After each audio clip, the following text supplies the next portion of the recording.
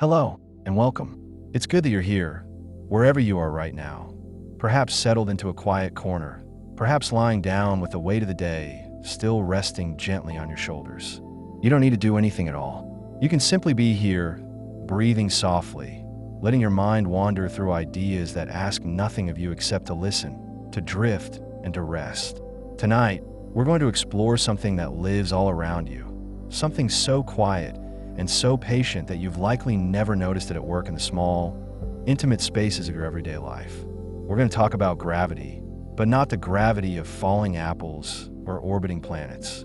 No, tonight we'll speak of gravity on the smallest scales, the gentlest scales, where forces are so delicate they barely whisper, where attraction happens slowly, softly, and with a kind of tenderness that mirrors the feeling of falling asleep itself.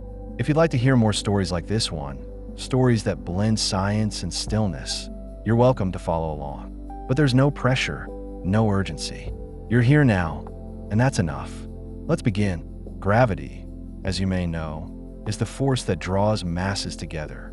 But when we speak of small scales, grains of sand, droplets of water, the cells in your body, even the atoms that compose the air, we enter a realm where gravity becomes almost impossibly faint. It is still there, still real, still pulling, but so gently that it is drowned out by nearly every other force. And yet, in that faintness, there is something deeply calming. Gravity at this scale is patient. It does not rush. It does not demand.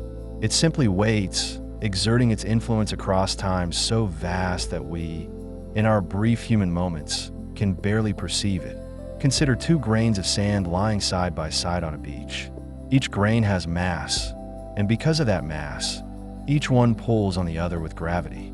The force is real. It exists, but it is so small, so unimaginably weak, that the grains will never move toward each other in any time span you could measure. The gravitational attraction between them is overpowered by friction, by the texture of the sand beneath them, by the faint breath of wind, by the vibrations of footsteps far away.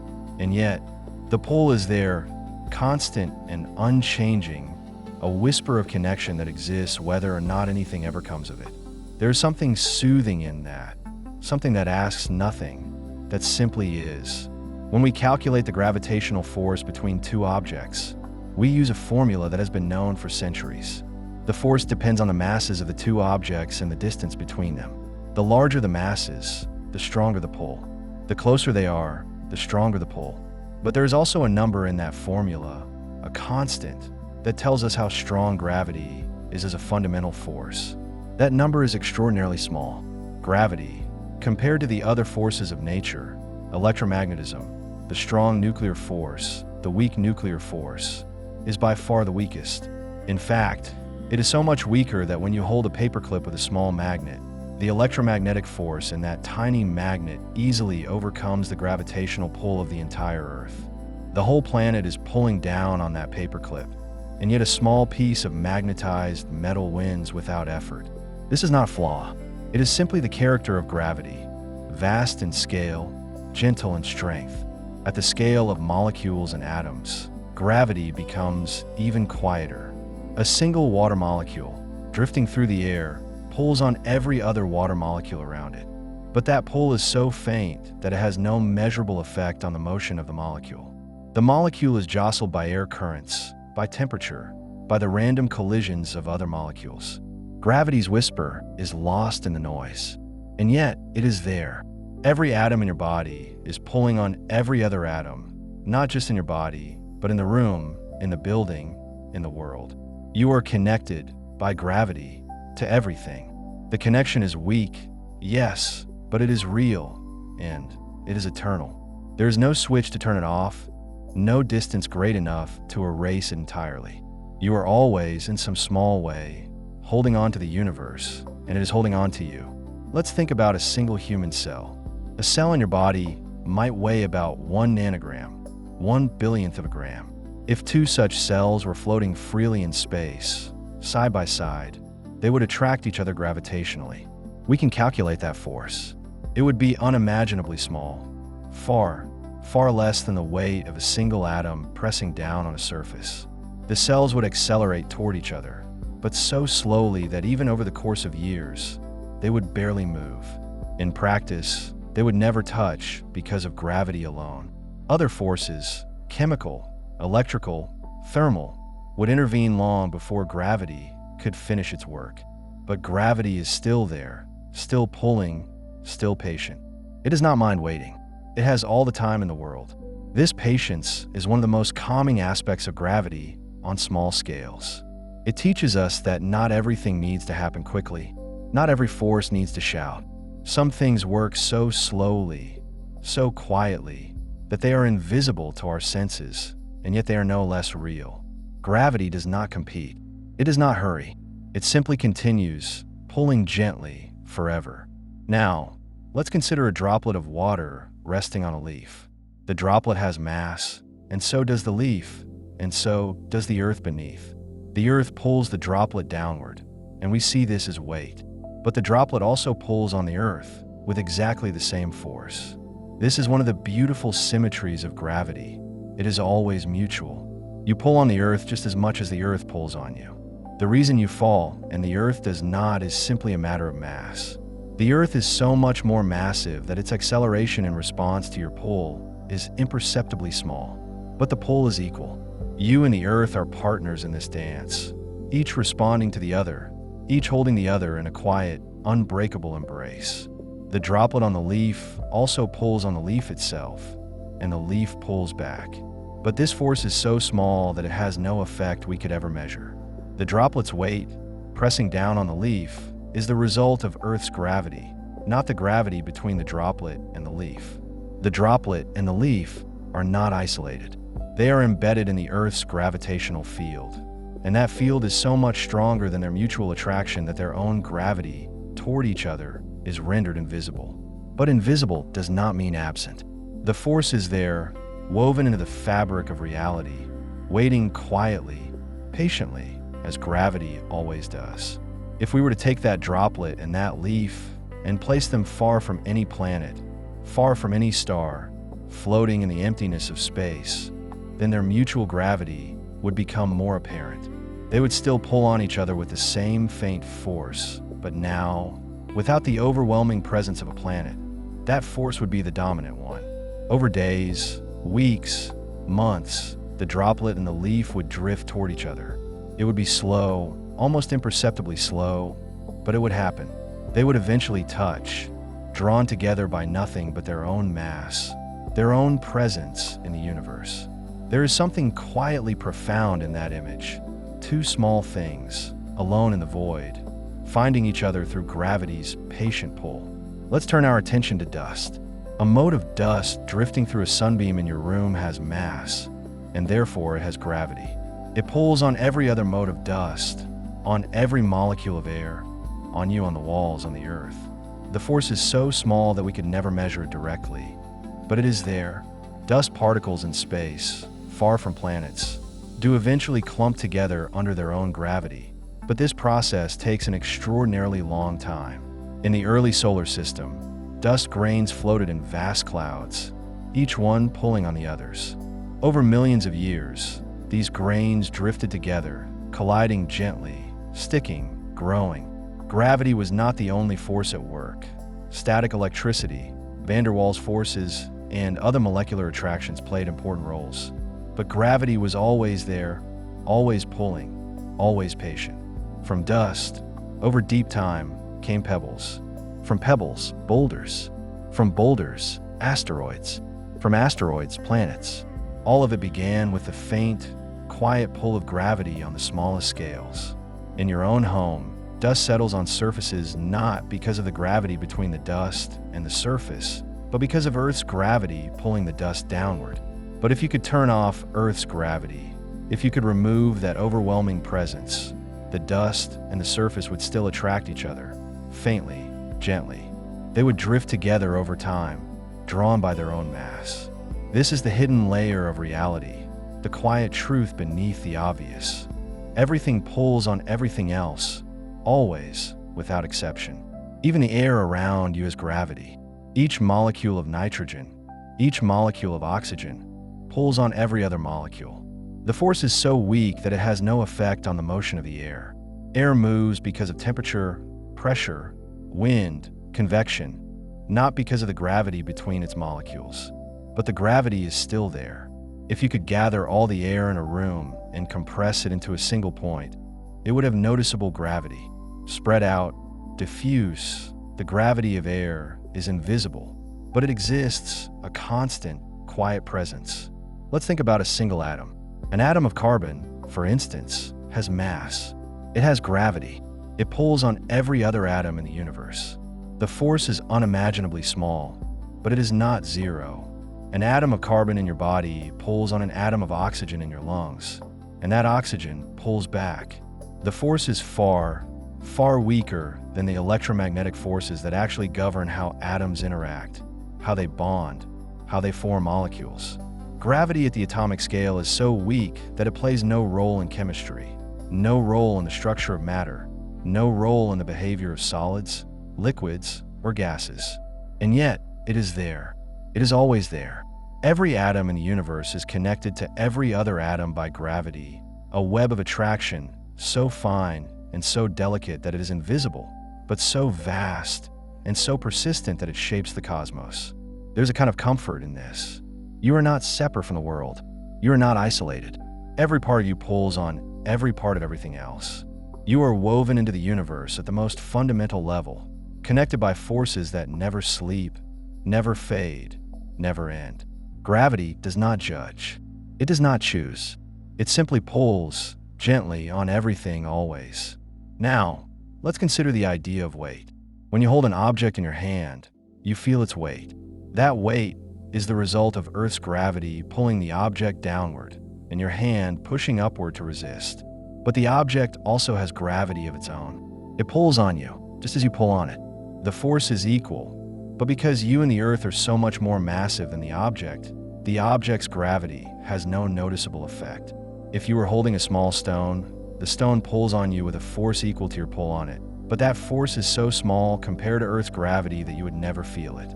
The stone's gravity is real, but it is hidden beneath the louder voice of the planet.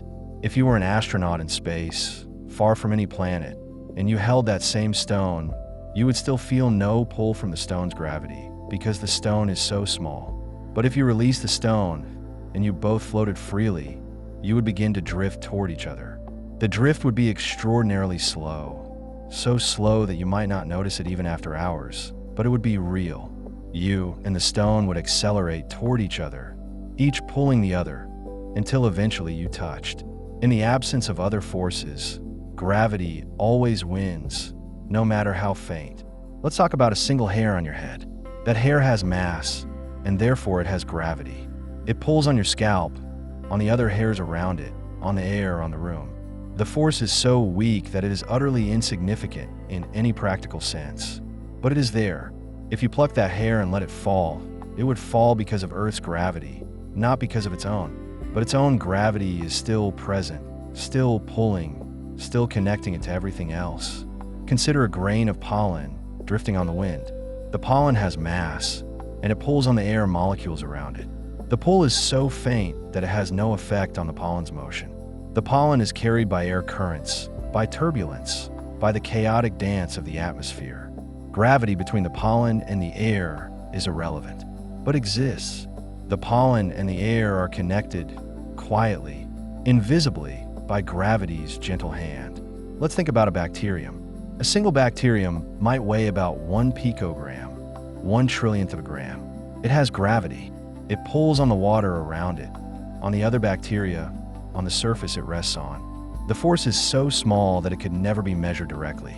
The bacterium's motion is governed by chemical gradients, by the random jostling of water molecules, by the forces of fluid dynamics at microscopic scales. Gravity plays no role in the bacterium's life. And yet, the bacterium has gravity. It is part of the universe's web of attraction, a tiny node in an infinite network. There is something deeply peaceful about this. Even the smallest, most fragile things have gravity. Even the things we can barely see, the things that seem insignificant, are pulling on the world, contributing to the great tapestry of forces that holds everything together. Nothing is too small to matter. Nothing is excluded. Gravity embraces all. Now, let's consider the concept of gravitational potential energy. When you lift an object, you are doing work against Earth's gravity. You're giving the object potential energy, energy that could be released if the object falls. But the object also has gravitational potential energy with respect to you. If you and the object were alone in space, and you push the object away, it would have potential energy that could be released as it falls back toward you, pulled by your mutual gravity. The energy would be incredibly small, but it would be real. Every separation, every distance stores a tiny amount of gravitational potential energy waiting to be released. Let's think about a raindrop forming in a cloud. Water molecules in the air come together, slowly, to form a droplet. As the droplet grows, its gravity increases. When the droplet is still very small, its gravity is negligible. But as more and more water molecules join, the droplet's mass increases, and so does its gravitational pull. Even so, the droplet's gravity is never strong enough to pull in more water on its own. The droplet grows because of other forces, surface tension, humidity, temperature. But its gravity is there, growing quietly as the droplet grows, a silent partner in the process. When the raindrop finally falls, it falls because Earth's gravity overcomes the air resistance and other forces holding it aloft. The raindrop's own gravity plays no role in its fall. But if we imagine two raindrops falling side by side, they do pull on each other, faintly. In practice, air currents and turbulence would push them apart long before their mutual gravity could bring them together. But the pull is there, a whisper of attraction in the chaos of the storm. Let's consider the nucleus of an atom. The nucleus is incredibly small, but it contains nearly all the atom's mass. Protons and neutrons are packed tightly together, held by the strong nuclear force, which is far, far stronger than gravity. But the nucleus still has gravity. Each proton pulls on every other proton, not just with a strong force, but also with gravity.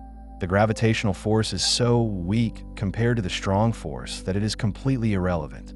It has no effect on the nucleus's stability, on its behavior, on its interactions. But it is there. Even at the smallest scales, even in the heart of the atom, gravity is present, quiet, and patient. There's a question that sometimes arises. If gravity is so weak at small scales, why does it matter at all? The answer is that gravity has a unique property. It is always attractive. It never repels. Electromagnetic forces can attract or repel, depending on charge. But gravity only attracts, and gravity acts on all mass, without exception. So, even though gravity is weak, it adds up. When you have a small amount of mass, gravity is negligible. But when you have a planet's worth of mass, or a star's worth, gravity becomes the dominant force. Gravity is the force that shapes the universe on the largest scales, precisely because it is patient, persistent, and always additive. At small scales, gravity is content to wait. It does not compete with the other forces. It simply exists, pulling gently, adding its whisper to the chorus of interactions that govern matter. And over time, over vast stretches of time, those whispers accumulate. Dust becomes planets, gas becomes stars, galaxies form, clusters form, the universe takes shape, all because gravity, patient and gentle, never stops pulling. Let's think about a snowflake falling from the sky.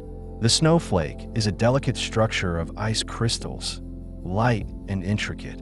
It has mass, and therefore it has gravity. It pulls on the air, on the ground below, on you if you stand beneath it. The pull is so faint that it is meaningless in any practical sense. The snowflake falls because Earth's gravity pulls it down, not because of its own gravity. But its own gravity is there, a quiet fact, a gentle truth. When the snowflake lands on the ground, it joins countless other snowflakes, building a layer of snow. Each snowflake has gravity, and together, their combined gravity is greater than any single flake's. But even a whole field of snow has gravity, so weak compared to Earth's that we never notice it. The snow's gravity pulls on you as you walk through it, and you pull on the snow, but the forces are so small that they have no effect. Still, they are there, invisible threads connecting you to the snow to the earth to the sun, the sun to the galaxy, on, an infinite web of gentle attraction. Consider a feather drifting down through the air. The feather has mass, and it has gravity. It pulls on the air molecules around it, on the ground below, on the bird that lost it. The forces are so weak that they are drowned out by everything else, by air resistance, by turbulence, by the breeze. But the feather's gravity is real. It is part of the universe's fabric, a small thread in a vast tapestry. Let's think about the concept of freefall. When an object is in freefall, it is moving under the influence of gravity alone, with no other forces acting on it. In practice, this is hard to achieve on Earth because of air resistance. But in space, far from air, objects can truly freefall. An astronaut in orbit is in freefall, constantly falling toward Earth, but also moving sideways fast enough that they keep missing. This creates the sensation of weightlessness. But even in freefall, even in weightlessness, gravity is still there, still pulling. The astronaut and the Earth are still attracting each other.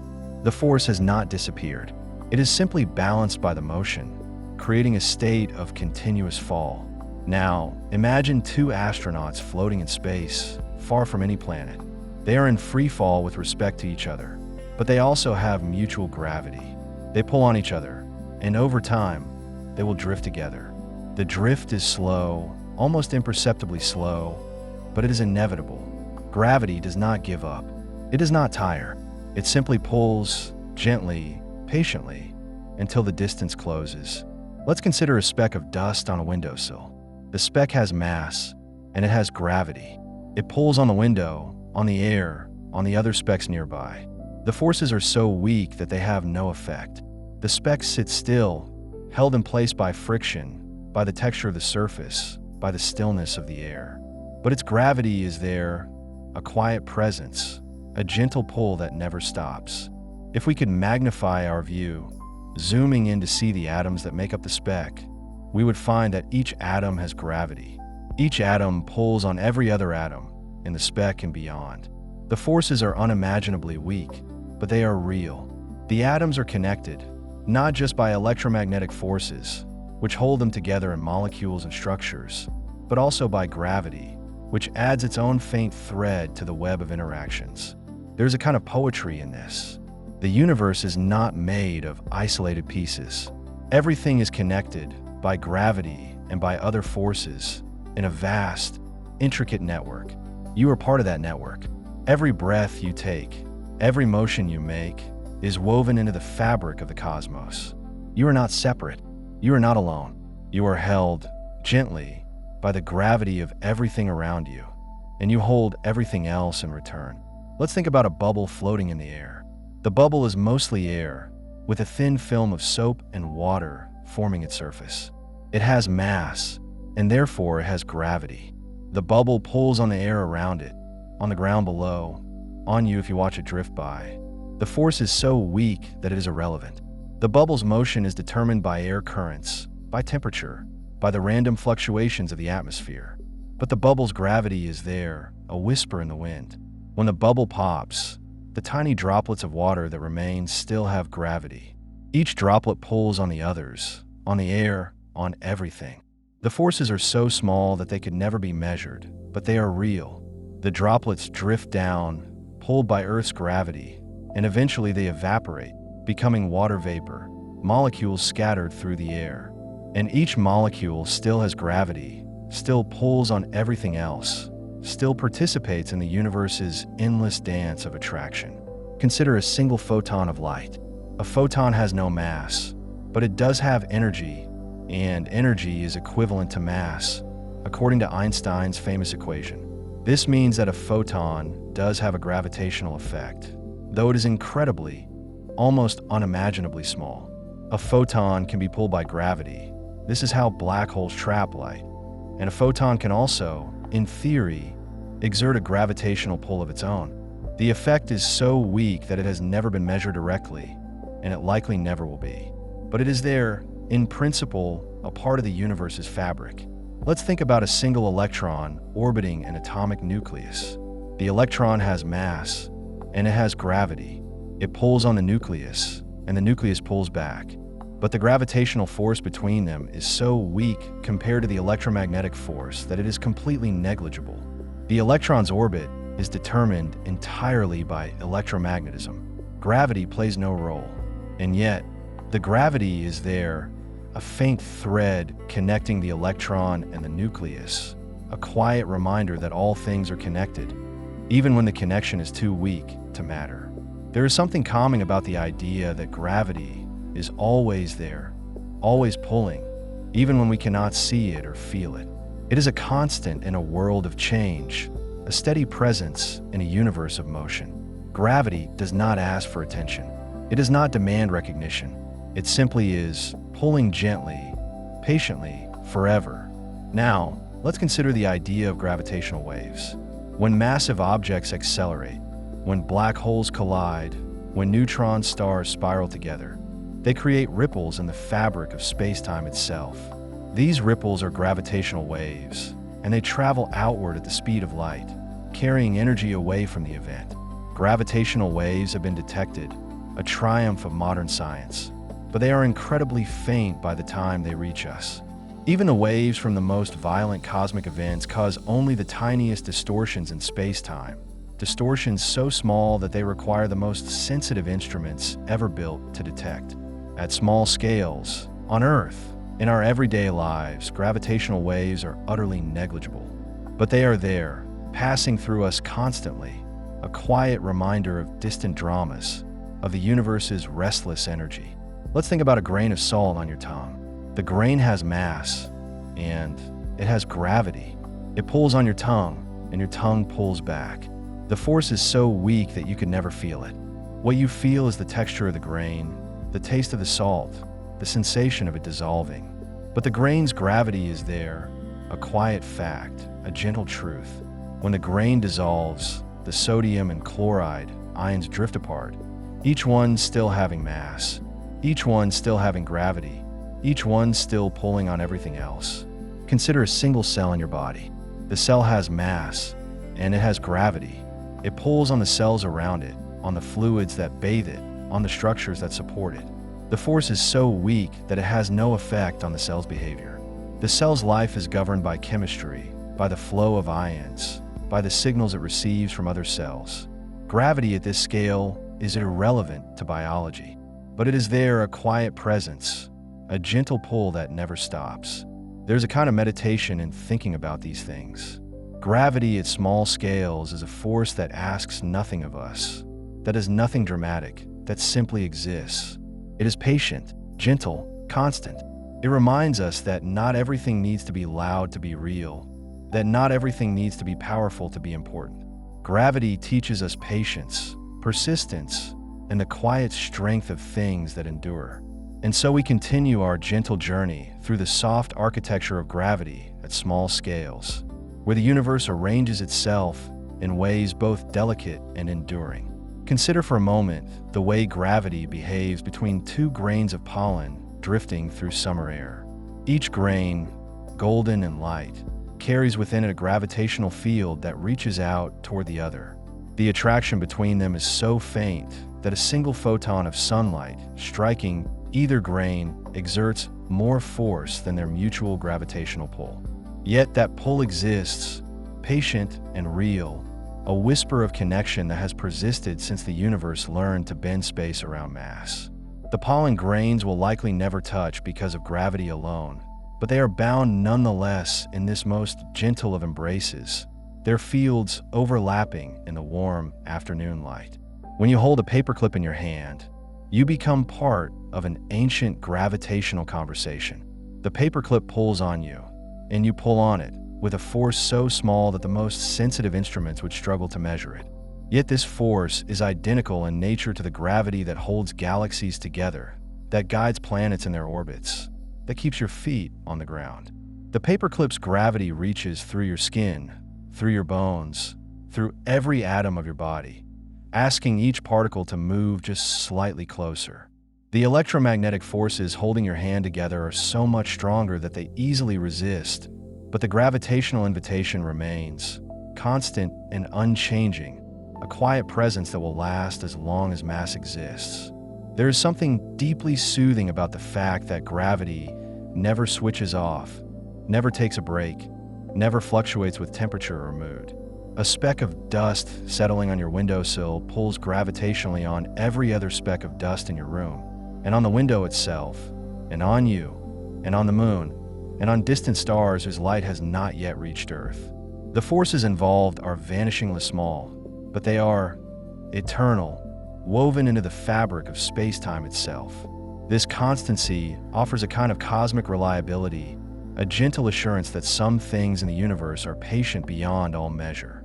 In the microscopic world of cells, gravity plays a role so subtle that biologists often overlook it entirely. A single human cell, floating in fluid, experiences gravitational attraction to neighboring cells, to the walls of its container, to the earth below. These forces are millions of times weaker than the chemical and electrical forces that govern cellular life. Yet they contribute to the overall environment in which life unfolds. When cells settle slowly in a test tube, gravity guides their descent, patient and impartial. When astronauts' cells float in microgravity, that gentle downward guidance disappears, and cells must navigate a world where up and down have lost their meaning. The cells adapt, but they remember, in their ancient molecular machinery, the soft pull that has shaped life on Earth for billions of years. Two raindrops resting on a leaf pull toward each other gravitationally, though the force is far too weak to draw them together. What brings them into contact is the texture of the leaf, the angle of its surface, the subtle vibrations of wind and insect footsteps. But before they touch, before surface tension merges them into one larger drop, they are already connected by gravity's invisible threads. Each drop curves space-time around itself, creating a tiny dimple in the geometric fabric of reality, and these dimples overlap, creating a shared landscape of gentle curvature. When the drops finally merge, their gravitational fields become one, and the combined drop creates a slightly deeper dimple, a slightly stronger pull on everything around it. The atoms in your body pull on each other gravitationally, though this attraction is so weak compared to the electromagnetic forces binding them into molecules that it might as well not exist. A single hydrogen atom in your thumb attracts a single oxygen atom in your fingertip with a gravitational force of about 10 to the minus 47th newtons, a number so small it seems almost meaningless. Yet multiply this by the countless trillions of atoms in your body, and the total gravitational self-attraction becomes measurable, though still tiny. Your body holds itself together through chemistry and structure, but gravity adds its quiet contribution, a soft background presence that says, all mass belongs together, all matter seeks to gather, to unite, to fall into itself. When scientists first attempted to measure the gravitational constant, the number that describes how strongly mass attracts mass, they faced an extraordinary challenge. The force between laboratory-sized objects is so small that every vibration, every air current, every temperature change threatens to overwhelm the signal. Henry Cavendish, working in the late 18th century, suspended lead spheres from delicate wires in a sealed room and watched, with infinite patience, as they slowly twisted toward each other. The experiment took hours. The motion was almost imperceptible, and yet it revealed something profound. Gravity is real even at human scales, even in quiet rooms, even between objects you can hold in your hands. The force is weak, but it is there, and it can be measured, and it connects us to the same physics that moves planets. There's a beautiful symmetry in how gravity treats all matter equally. A feather and a hammer fall at the same rate in vacuum, as astronauts demonstrated on the moon. But even before they fall, even while resting side by side, they pull on each other with gravity. The force depends only on their masses and the distance between them, not on their composition, their color, their history, or their purpose. Gravity sees only mass, and in this simplicity, there's a kind of fairness, a cosmic equality. Every particle, every atom, every fragment of matter participates in the gravitational conversation on exactly the same terms. Between two grains of sand on a beach, separated by a centimeter, the gravitational attraction is roughly 10 to the minus 12 newtons. This is about the weight of a single bacterium pressing down on a surface. It is a force so small that the random motion of air molecules, the vibrations from distant footsteps, and the thermal jiggling of the sand grains themselves completely dominate the dynamics. The grains will never roll toward each other because of gravity. Yet if you could somehow remove every other force, every disturbance, every influence except gravity, and wait long enough, those two grains would eventually touch. Gravity is patient. Gravity always wins in the end, given enough time and stillness. In the spaces between raindrops, gravity creates a kind of invisible web. Each drop pulls on every other drop, creating a field of attraction that fills the air. When thousands of drops fall together in a rainstorm, they are not isolated travelers, but part of a gravitational community, each one contributing to a collective field that gently shapes the fall of all the others. The effect is far too weak to change the paths of the drops in any noticeable way. Air resistance and wind dominate their motion. But the gravitational connections are real, a hidden layer of relationship beneath the visible storm. Consider a single red blood cell drifting through a capillary. It pulls gravitationally on the cells around it, on the walls of the blood vessel, on the oxygen molecules it carries, on your heart, on the earth, on the sun. The force between the blood cell and its neighbors is unimaginably small, perhaps 10 to the minus 18 newtons, a force that would take billions of years to move the cell, even a fraction of a millimeter if it acted alone. But it does act, constantly, adding its infinitesimal contribution to the vast network of gravitational relationships that bind the universe together. The blood cell lives in a world dominated by fluid dynamics and chemical gradients, but it is also a gravitational citizen, participating in the oldest and most fundamental interaction known to physics. When two particles of dust orbit each other in the stillness of space, far from any planet or star, they do so because of gravity alone. Their orbital period might be measured in days or weeks, their orbital speed in micrometers per second. An observer would need extraordinary patience to watch such a dance, but it would be a pure expression of gravity's nature, undisturbed by air or light or heat. The dust particles would slowly spiral together over time, losing energy to gravitational radiation. Ripples in space-time, so faint they are almost philosophical, and eventually they would touch, merging into a single grain. This process might take longer than the current age of the universe, but it would happen because gravity is always there, always pulling, always patient. The gravitational field of a human being extends infinitely into space, growing weaker with distance, but never quite reaching zero. At the distance of the moon, your personal gravity pulls on lunar rocks with a force of about 10 to the minus 20 newtons. At the distance of Mars, your gravitational influence is even fainter, but it is still there, still real, still part of the cosmic web. You are connected, gravitationally, to every star, every galaxy, every particle of matter in the observable universe. The connections are weak, almost absurdly so, but they are genuine, and they mean that you're not separate from the cosmos, but woven into it at the most fundamental level. In a drop of water hanging from a faucet, the molecules pull on each other gravitationally. Though this attraction is negligible compared to the hydrogen bonds and van der Waals forces that give water its properties. Yet if you could magnify the gravitational interaction, you would see a pattern of attraction where every molecule reaches toward every other, creating a field that wants to gather the water into the most compact shape possible. This is one reason why, in the absence of other forces, matter tends to form spheres. Gravity pulls equally in all directions, and a sphere is the shape that brings the most mass as close together as possible. The drop hanging from the faucet is shaped primarily by surface tension, but gravity adds its quiet vote for roundness, for gathering, for unity.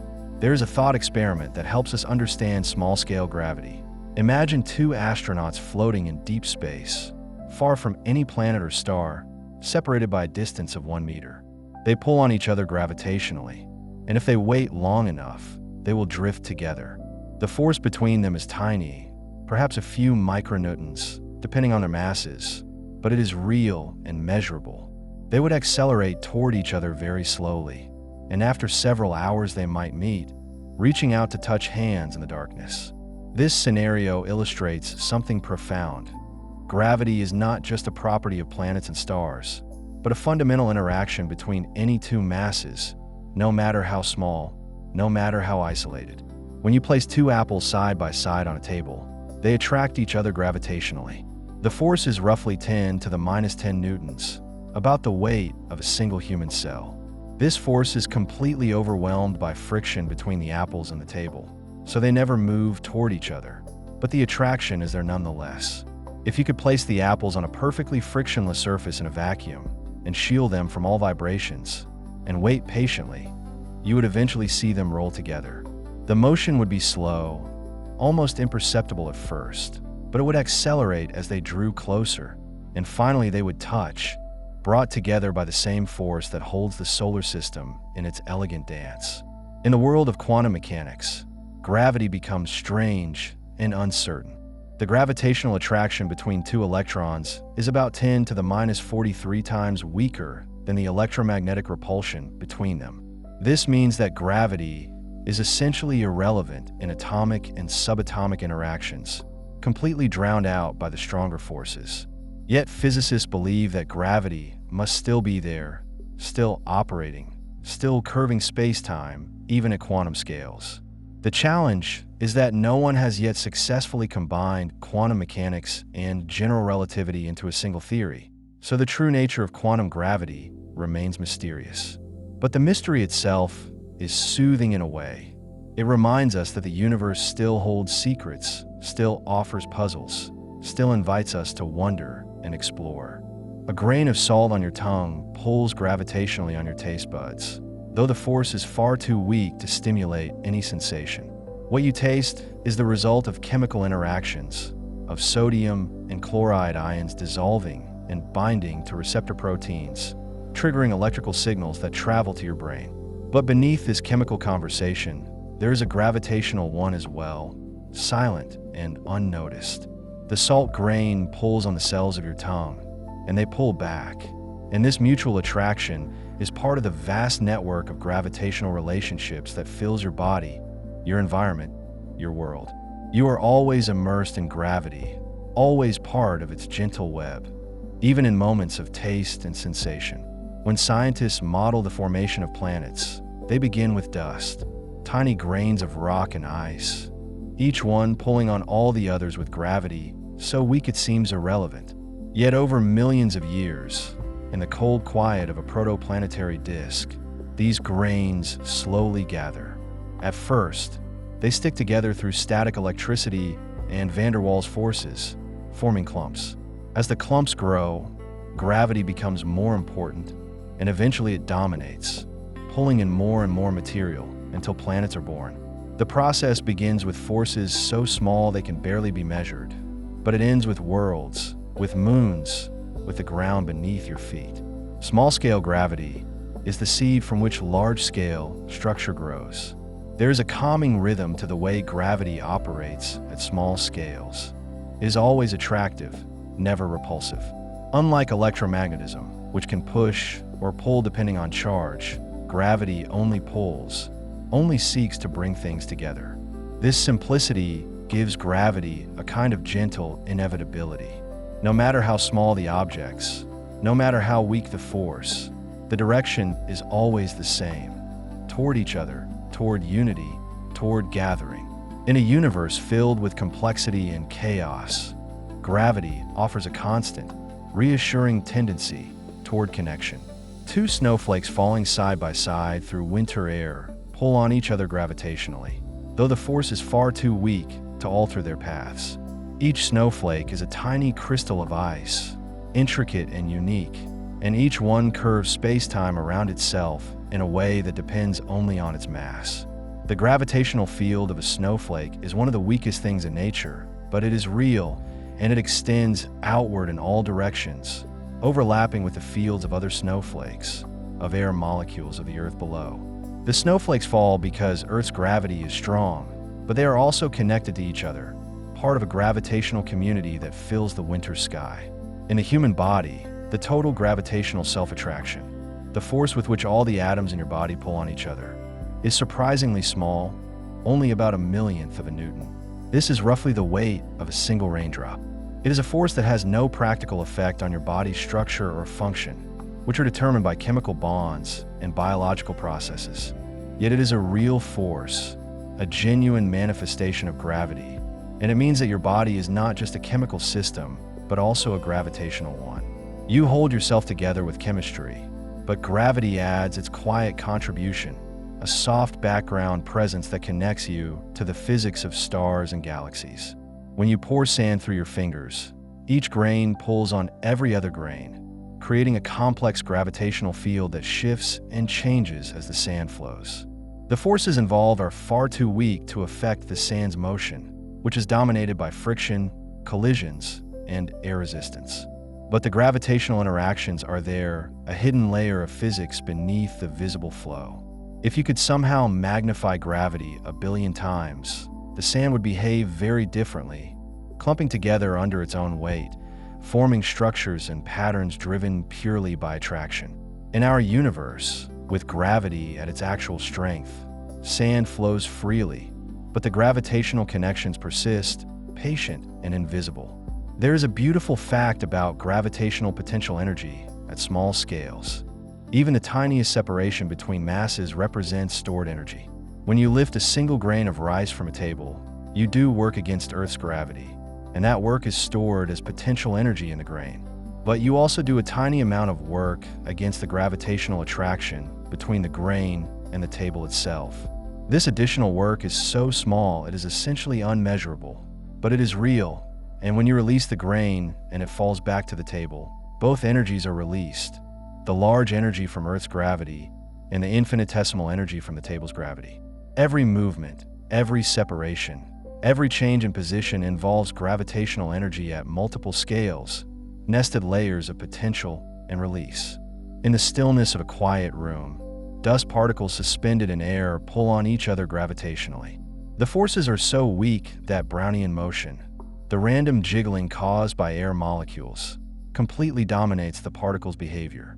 A dust particle might drift toward another not because of gravity, but because of a chance collision with an air molecule, or a subtle air current, or an electrostatic charge. Yet the gravitational attraction is always there, always pulling, always patient. If you could remove the air, eliminate all charges, stop all vibrations, and wait, the dust particles would eventually drift together, drawn by gravity alone. It might take years or centuries, but it would happen because gravity never stops, never gives up, never forgets. The concept of gravitational shielding is impossible in classical physics. You cannot block or redirect gravity the way you can block light or electromagnetic fields. This means that small objects are always exposed to the gravitational influence of everything around them, near and far. A pebble on a beach feels the pull of nearby pebbles, of the sand beneath it, of the water, of the earth, of the moon, of the sun, of the galactic center. It is bathed in a sea of gravitational influences, most of them far too weak to measure, but all of them real. This universal transparency to gravity means that everything is connected, that isolation is impossible, that we are all part of a cosmic web that cannot be cut or hidden. When two cells divide in a growing organism, they pull on each other gravitationally even as they separate. The force is unimaginably small, but it is there, a final connection that persists even as the cells move apart and begin their independent lives. In the context of cellular biology, this gravitational attraction is completely irrelevant. The cells are guided by chemical signals, structural proteins, and mechanical forces that are many orders of magnitude stronger. But the gravitational connection is part of the deeper physics that underlies all biological processes, a reminder that life operates not in isolation from the fundamental forces, but in concert with them, even when their influence is too subtle to notice. There is something meditative about the fact that gravity propagates at the speed of light. When a small object moves, its gravitational field adjusts, and this adjustment spreads outward as a wave in space-time, traveling at exactly the speed of light.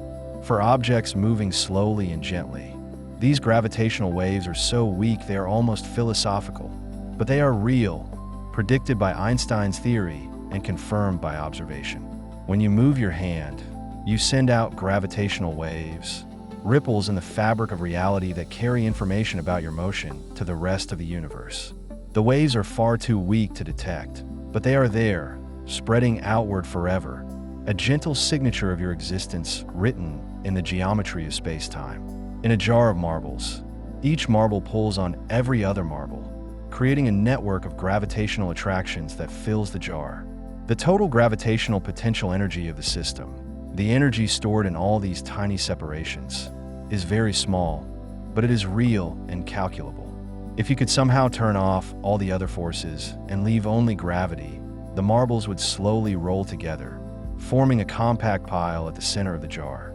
The process would be slow, almost imperceptible, but it would happen, driven by the patient, persistent pull of gravity. In our world, with friction and electromagnetic forces in play, the marbles stay where they are, but the gravitational desire for gathering remains, a quiet tendency toward unity. When you breathe, the oxygen molecules entering your lungs pull gravitationally on the nitrogen molecules leaving, though the force is so weak it defies imagination.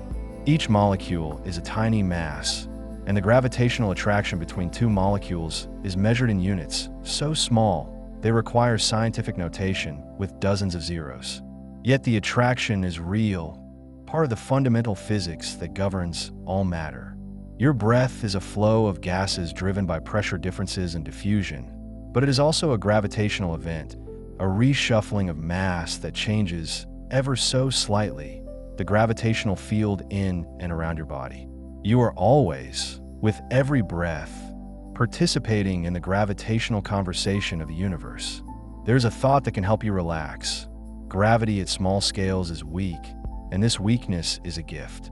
If gravity were much stronger, even at small scales, the universe would be a very different and far more dangerous place.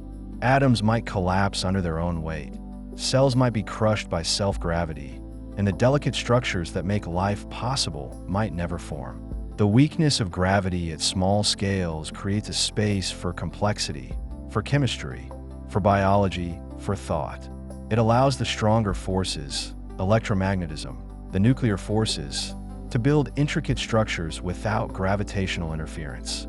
The universe is gentle at small scales, and this gentleness makes room for everything we know and love.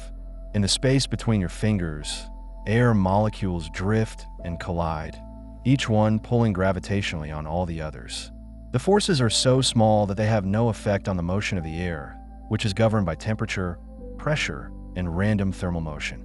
But the gravitational attractions are there, a background hum of mutual pull that connects every particle of air to every other. When you move your hand, you disturb this gravitational field, creating tiny changes in the distribution of mass and therefore in the gravitational landscape. The changes are far too small to measure or notice, but they are real, part of the continuous, dynamic gravitational conversation that fills every space, every moment, every breath. Two leaves falling from a tree pull on each other gravitationally as they descend. The force is negligible compared to air resistance and wind, but it exists, connecting the leaves in a way that transcends their brief journey to the ground. Each leaf curves space-time around itself, and these curvatures overlap, creating a shared geometry. When the leaves land, their gravitational fields merge with the field of the Earth, becoming part of the larger gravitational presence of the planet.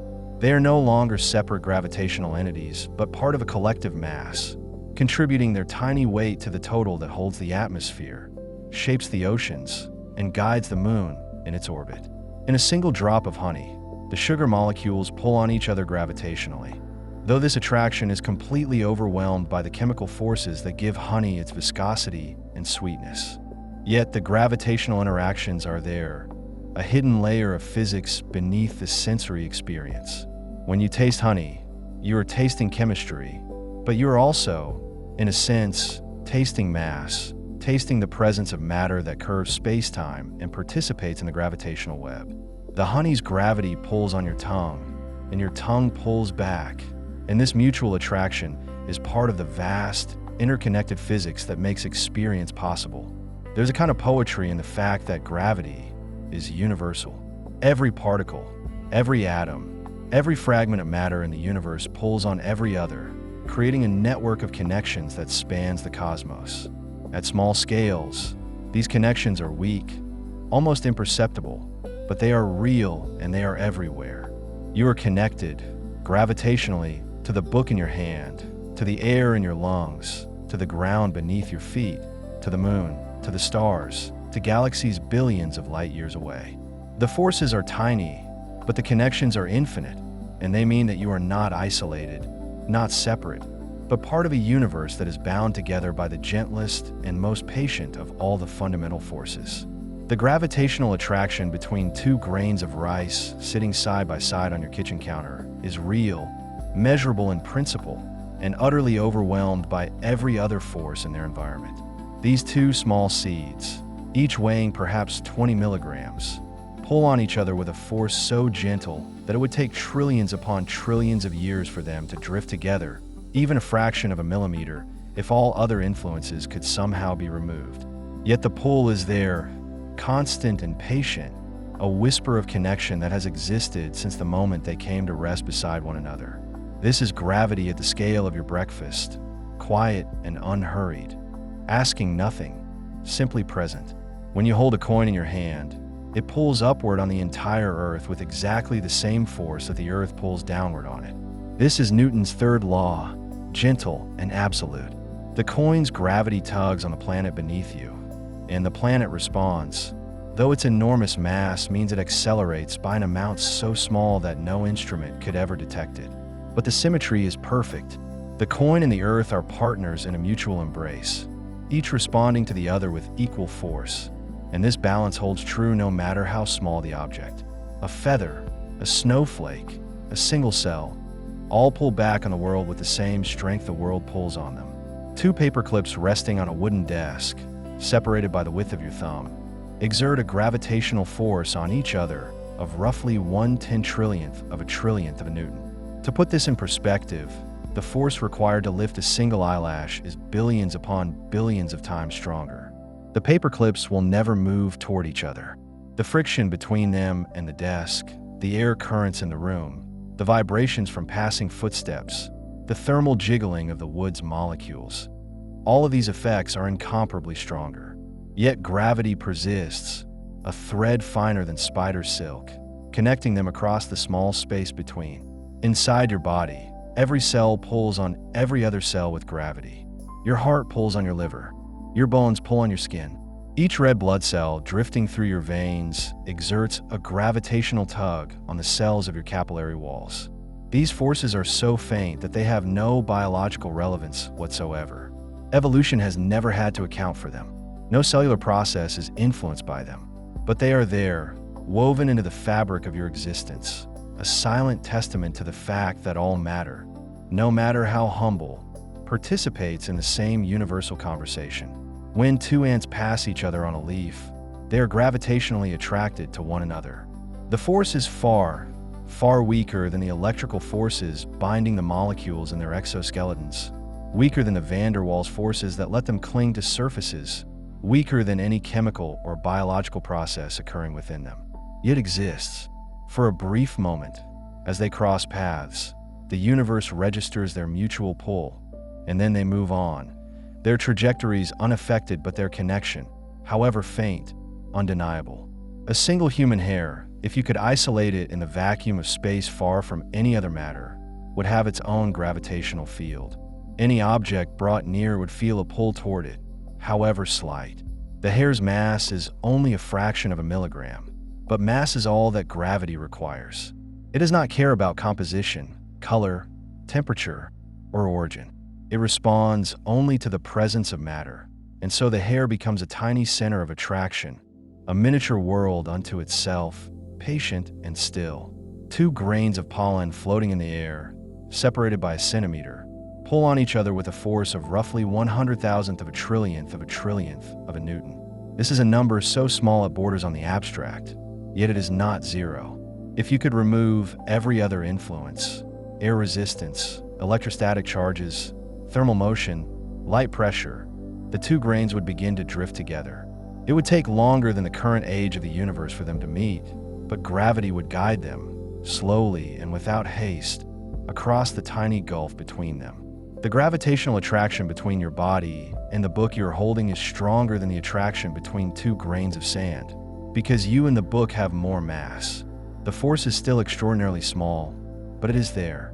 When you lift the book, you're not only working against the Earth's gravity pulling it down, but also against the book's gravity pulling you toward it. The difference is negligible, immeasurable in practice, but the symmetry is beautiful. You and the book are in a mutual orbit, though the orbit is so tight and so dominated by the Earth's presence that it will never express itself in motion. Every breath you take involves the movement of trillions of molecules, and each of those molecules pulls on every other molecule in the room with gravity. The oxygen entering your lungs is attracted to the nitrogen it left behind in the air. The carbon dioxide you exhale tugs gently on the walls, the floor, the ceiling. These forces do not influence the flow of your breath, but they exist, a quiet background hum beneath the louder songs of pressure and diffusion. When you pour sugar into your tea, each crystal pulls on every other crystal as they tumble through the air. The forces are too weak to alter their paths, but they are present. As the crystals dissolve, their atoms separate, and each atom continues to pull on all the others, even as they drift apart into the liquid. Gravity does not care about phase changes or chemical bonds. It persists through every transformation, patient and unchanging. Two raindrops falling side by side through the air are attracted to each other. The force is far weaker than the air resistance that shapes their fall, weaker than the surface tension that holds them together if they collide. But it is there. If the drops are large, a few millimeters across, the gravitational force between them is roughly 1/billionth of a billionth of a Newton.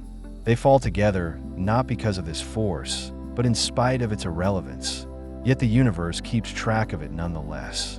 A single bacterium, with a mass of roughly 1/trillionth of a gram, has a gravitational field. Any other bacterium nearby will feel a pull toward it. The force is so weak that it is utterly meaningless in the life of the cell.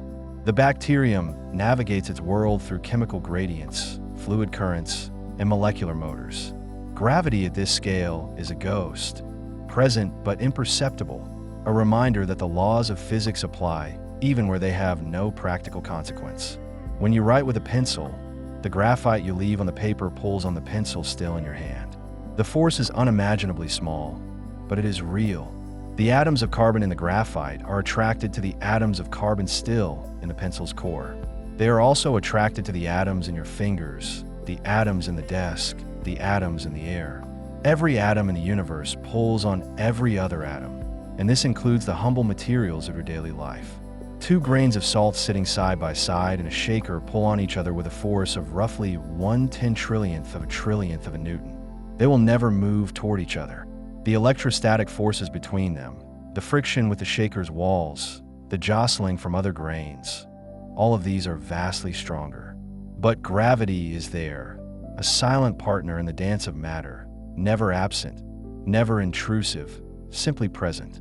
The gravitational attraction between 2 adjacent cells in your skin is real and measurable in principle. Each cell, with a mass of roughly 1/billionth of a gram, pulls on its neighbors. The force is far too weak to influence cell adhesion, which is governed by proteins and chemical bonds, but it exists. Your body is held together by chemistry and structure, but every part of it is also connected by gravity, a web of attraction that spans from the smallest scale to the largest. When you shake a bottle of sand, the grains tumble and collide, and each collision is governed by contact forces, friction, elasticity, momentum transfer. But beneath these obvious interactions, every grain pulls on every other grain with gravity. The forces are too weak to matter, but they are there. A bottle of sand is not just a collection of particles held together by a container. It is also a gravitational system, a miniature cosmos in which every piece of matter attracts every other piece. 2 dust motes drifting in a sunbeam, separated by a millimeter, exert a gravitational force on each other of roughly 1/10,000th of a trillionth of a trillionth of a Newton. The light pressure from the sun, the air currents in a room, the electrostatic charges they carry, all of these are enormously stronger. Yet gravity is there, connecting them across the bright space between, a thread so fine it is almost philosophical, yet as real as the light that illuminates them. The gravitational field of a single atom is so weak that it has never been directly measured. The mass of an atom is on the order of 1/1,000,000,000 of a trillionth of a gram, and the gravitational force it exerts on another atom at a typical atomic spacing is far, far weaker than the electromagnetic forces that govern atomic interactions. Yet the field exists. Every atom is a source of space-time curvature, however slight, and this curvature extends outward in all directions, diminishing with distance, but never quite reaching zero. When you drop a feather and a stone, they both pull upward on the earth with forces proportional to their masses. The stone pulls harder, the feather more gently, but both pulls are real. The earth accelerates upward toward each of them, though the acceleration is so small, trillionths of a meter per second squared, that it is utterly negligible. But the symmetry is perfect. The feather and the stone are not passive objects acted upon by the earth. They are active participants in a mutual interaction, each pulling on the world as the world pulls on them. Two grains of flour sitting side by side in a bowl pull on each other with gravity. The force is too weak to bring them together, but it is there. When you stir the bowl, the grains move in response to the motion of the spoon, the friction with other grains, the flow of air. But beneath all of this, they are also responding, infinitesimally, to each other's gravity. The universe does not forget this interaction, even if we must. A single drop of water sitting on a leaf has a gravitational field. Any insect walking near it feels a pull toward the drop, though the pull is so weak that it is utterly overwhelmed by every other force in the insect's environment. The drop's mass is roughly 1/10 of a gram, and at a distance of a centimeter, the gravitational force it exerts is about 1/10,000,000,000th of a newton. The insect will never notice, but the drop is nevertheless a tiny center of attraction, a small world with its own gravity. When you hold two marbles in your hand, one in each palm, they pull on each other across the space between your hands. The force is unimaginably small, but it is real. If you could remove your hands, the air, the earth, and all other influences, the marbles would begin to drift together. It would take an incomprehensibly long time, but gravity would guide them, patient and sure, across the distance. Every object on your desk, your pen, your phone, your cup of tea, pulls on every other object with gravity. The forces are too weak to cause any motion, but they are there, a network of invisible connections binding the items together in a web of mutual attraction. Your desk is not just a collection of separate things. It is a gravitational system, a community of objects all participating in the same fundamental interaction. Two snowflakes falling side by side through the air are attracted to each other. The force is far weaker than the air resistance that governs their fall, weaker than the electrostatic forces that might cause them to repel or attract if they carry charges. But gravity is there, a whisper of connection between two delicate crystals of ice, each unique, each pulling on the other with a force that will never influence their paths, but is nevertheless real. The gravitational attraction between your hand and a piece of paper you're holding is stronger than the attraction between two grains of sand, because your hand has more mass. The force is still extraordinarily small, but it is there. When you release the paper and it falls, it is not only responding to the Earth's gravity, but also to the gravity of your hand, pulling it back up. The effect is negligible, immeasurable, but the symmetry is beautiful and exact.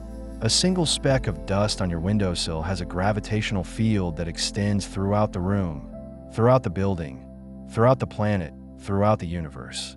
The field is incredibly weak, diminishing with distance, but it never quite vanishes.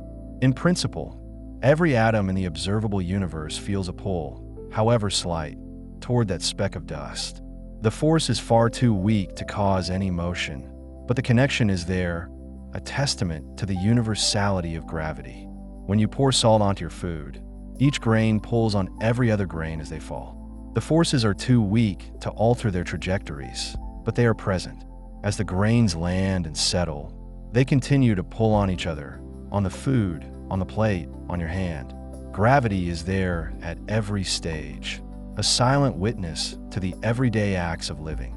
Two pebbles resting on a beach, separated by a hand's width, exert a gravitational force on each other of roughly 1/billionth of a trillionth of a Newton. The pebbles will never move toward each other. The friction with the sand beneath them, the pressure of the air above them, the vibrations from the waves, all of these are incomparably stronger. Yet gravity persists, a thread connecting them across the small distance, patient and unhurried, asking nothing. The gravitational attraction between two adjacent molecules in a glass of water is real, but utterly negligible compared to the electromagnetic forces that bind the molecules together. Gravity does not contribute to the liquid's cohesion, its surface tension, or its ability to dissolve substances. But it is there, a background presence, a reminder that every piece of matter, no matter how small, participates in the gravitational interaction. When you hold a coin and then drop it, the coin pulls upward on the earth throughout its fall.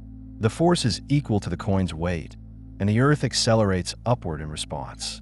The acceleration is so small, about 1/trillionth of a trillionth of a trillionth of a meter per second squared, that it is completely negligible, but it is real. The coin and the earth are partners in a dance, each responding to the other with perfect symmetry. Two grains of sand on a beach, lying side by side, have been pulling on each other since the moment they came to rest. The force has been constant, unchanging, for however long they have been there. Minutes, days, years, centuries. Gravity does not tire. It does not weaken with time. It simply is a steady presence, connecting the grains across the small space between them, now and always. A single cell in your body, with a mass of roughly 1/billionth of a gram, pulls on the Earth with a force of about 10 trillionths of a Newton. The Earth pulls back with exactly the same force. This is true for every cell in your body, every atom, every molecule. You are not just resting on the Earth. You're pulling on it, and it is pulling on you in a mutual embrace that is as fundamental as existence itself. When you walk across a room, every step changes the gravitational field in the room, however slightly. Objects on the shelves, pictures on the walls, dust in the air, all feel a slightly different pull as you move past.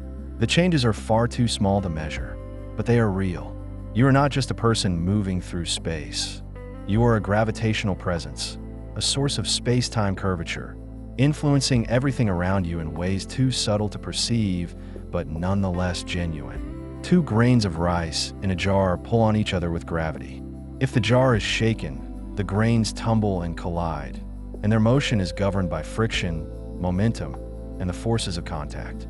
But beneath all of this, they are also pulling on each other with gravity, a force so weak it has no effect on their motion, but is nevertheless present, a quiet undercurrent beneath the more obvious interactions.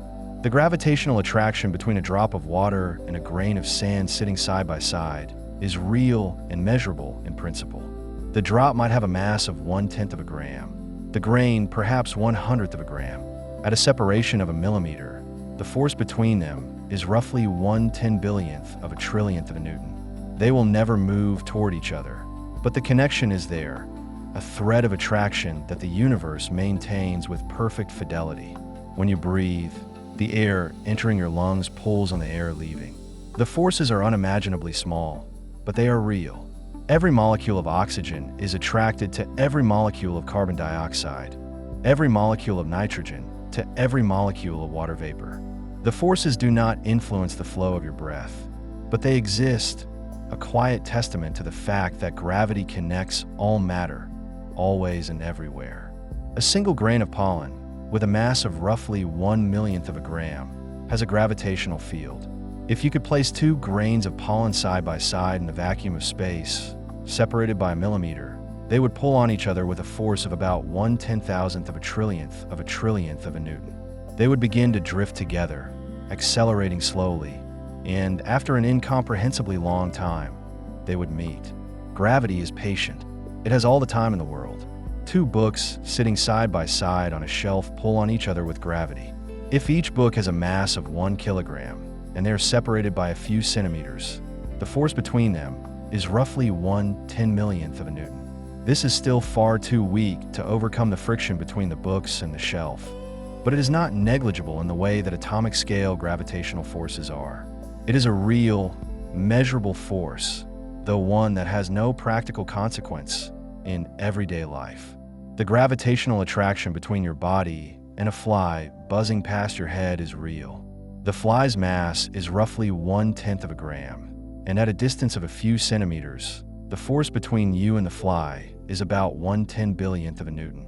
The fly will never notice, and neither will you. But the connection is there, a brief moment of mutual attraction as the fly passes by. When you pour water from a pitcher, each drop pulls on every other drop as they fall. The forces are too weak to alter the flow, but they are present. As the drops land in the glass and merge, they continue to pull on the water still in the pitcher, on the pitcher itself, on your hand. Gravity is there at every moment, a silent partner in the simple act of pouring a drink. 2 grains of sugar sitting side by side in a bowl pull on each other with a force of roughly 1/10 trillionth of a newton. The grains will never move toward each other. The friction with the bowl, the jostling from other grains, the vibrations from the table, all of these are enormously stronger. But gravity is there, a thread so fine it is almost beyond comprehension, yet as real as the sugar itself. A single ant, with a mass of roughly 1 milligram, has a gravitational field. Any object nearby feels a pull toward the ant, though the pull is utterly negligible. At a distance of 1 centimeter, the gravitational force exerted by the ant is roughly 1/10 billionth of a newton.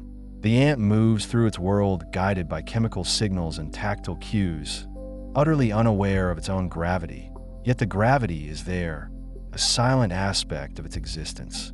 When you turn the pages of a book, each page pulls on every other page with gravity. The forces are too weak to matter, but they are there. The book is held together by its binding, by friction, by the structure of the paper fibers, but it is also held together, in a sense, by gravity. Every part of the book attracts every other part, a network of invisible connections that spans from cover to cover. 2 raindrops sitting side by side on a window pull on each other with gravity.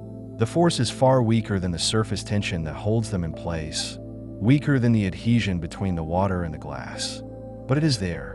If the drops are large, a few millimeters across, the force between them is roughly 1/billionth of a newton.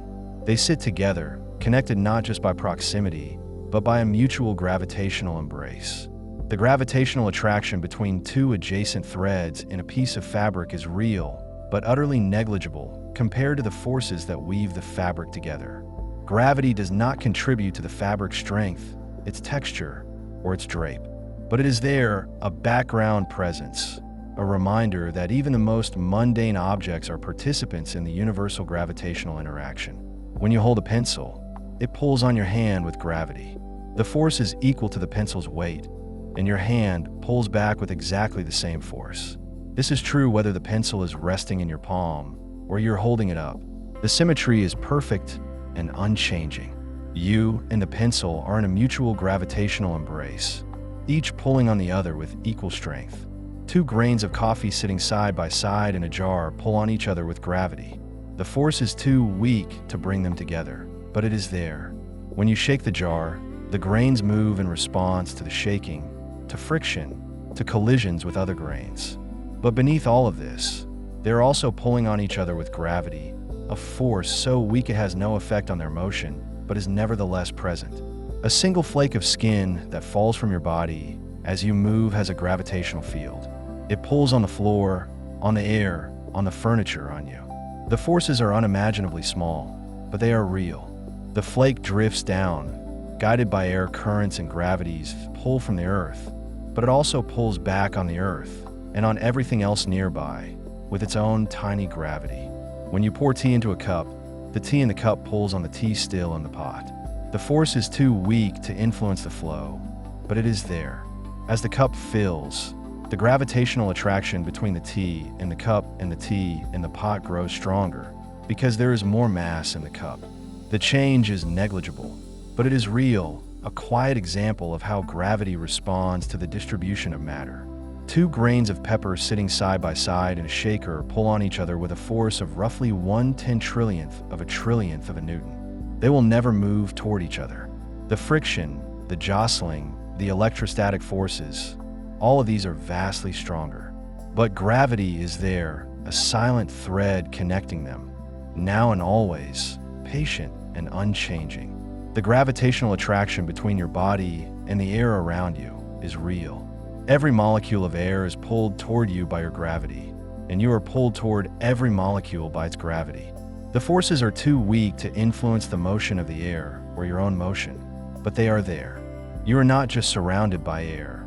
You are gravitationally connected to it, a participant in a vast web of mutual attraction that spans the room, the building, the world.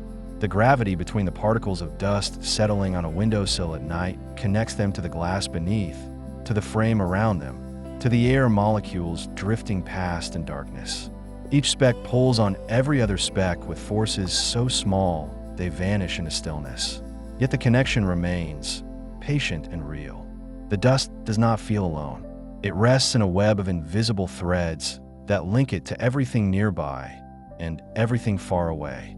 This is the quiet gift of gravity at small scales, the assurance that nothing, no matter how tiny, exists in isolation. Every fragment of matter participates in the universe's gentle, endless conversation of attraction. When you hold a coin between your fingers, the coin pulls on your hand, and your hand pulls on the coin. The force is immeasurably small compared to the strength of your muscles, the friction of your skin, the electromagnetic bonds holding the metal together. But it is there. The coin and your hand are gravitationally connected, just as the earth and the coin are connected, just as the coin and the distant stars are connected. Gravity does not distinguish between grand and humble. It treats all mass with the same patient attention, drawing everything toward everything else with a force that depends only on mass and distance. The coin in your palm is part of the same universal embrace that holds galaxies together. Consider a single grain of rice resting in a bowl. It pulls on the bowl, on the other grains around it, on the table beneath, on the air above. These forces are so faint that no instrument in your kitchen could detect them. Yet they are as real as the weight you feel when you lift the bowl. The grain of rice participates in gravity's infinite network, connected to every atom in the room and every star in the sky. This is not metaphor. This is the patient mathematics of mass and distance, operating without pause, without preference, without end. The grain of rice, in its stillness, is held by the earth and holds the earth in return, a partnership so gentle it feels like rest. The gravity between two books on a shelf is a force that has existed since the books were placed there, and it will continue as long as they remain.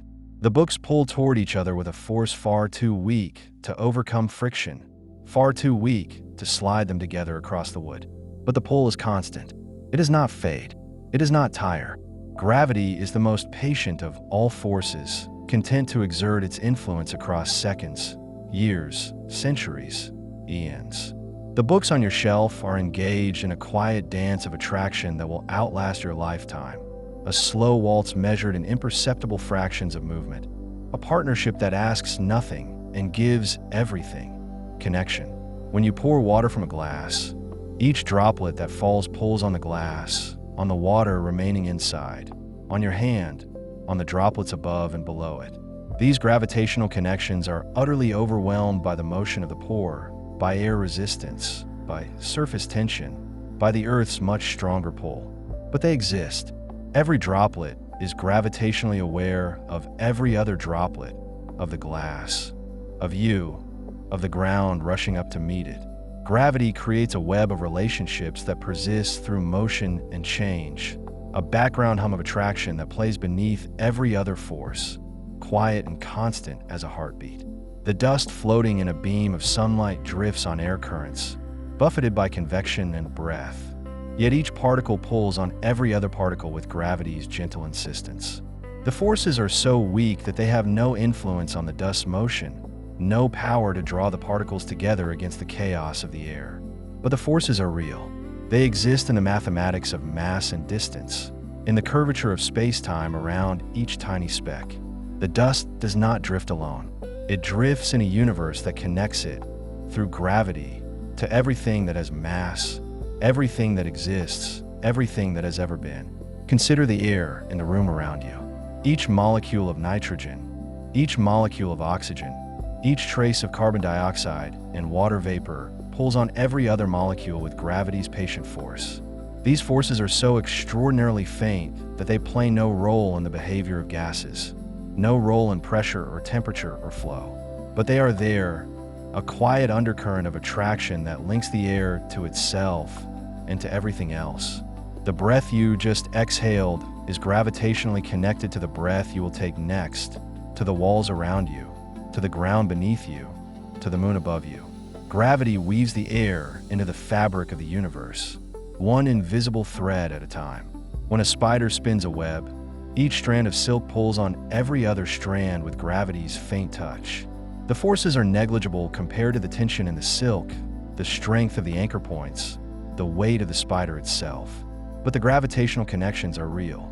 The web is not only a structure of silk and geometry, it is also a structure of gravitational relationships, a network of invisible attractions that link each thread to every other thread and to the world beyond.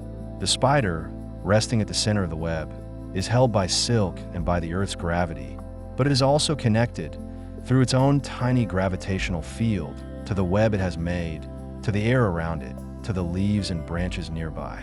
The salt in a shaker pulls on the glass container, on the other grains of salt, on the metal cap, on the table beneath.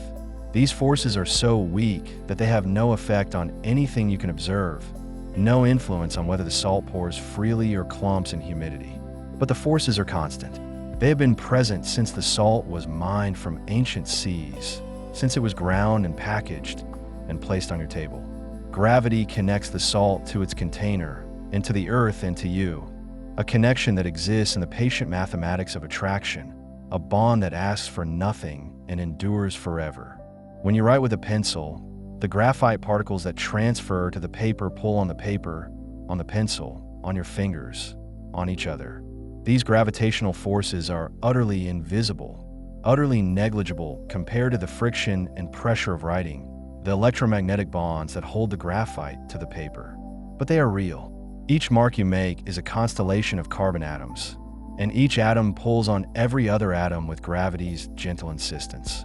The words you write are not only patterns of matter and meaning, they are also patterns of gravitational connection, networks of attraction that link the carbon to the cellulose, the paper to the desk to the earth to the cosmos. Consider a feather resting on a table. It pulls on the table with a force so small that no scale could measure it, so faint that it disappears into the noise of molecular vibration and quantum uncertainty. But the force exists. The feather and the table are gravitationally bound, partners in an attraction that will last as long as they remain. When you lift the feather, you break no bond. You simply carry the feather into a new set of gravitational relationships, connecting it to your hand, to the air, to everything around it in a new configuration. Gravity follows the feather wherever it goes, patient and faithful as a shadow. The flower in a bag pulls on the bag, on the other particles of flour, on the shelf it rests upon. The gravitational forces are so weak that they have no influence on how the flour settles, how it pours, how it clumps or flows. But the forces are there, a quiet background of attraction that links the flour to itself and to the world. When you scoop flour into a measuring cup, you are moving billions of particles, each one gravitationally connected to every other particle, to the cup, to your hand, to the bowl waiting to receive it. Gravity makes every act of cooking an act of cosmic connection, linking the ingredients to each other and to the earth and to the universe beyond. When raindrops rest on a window, each drop pulls on the glass, on the other drops nearby, on the frame, on the air inside and outside. These forces are far too weak to affect the drop's behavior, far too faint to make them slide or merge or fall. But the forces are real. Each raindrop is a tiny gravitational presence, a small mass that curves space-time around itself, that reaches out through invisible threads to everything nearby.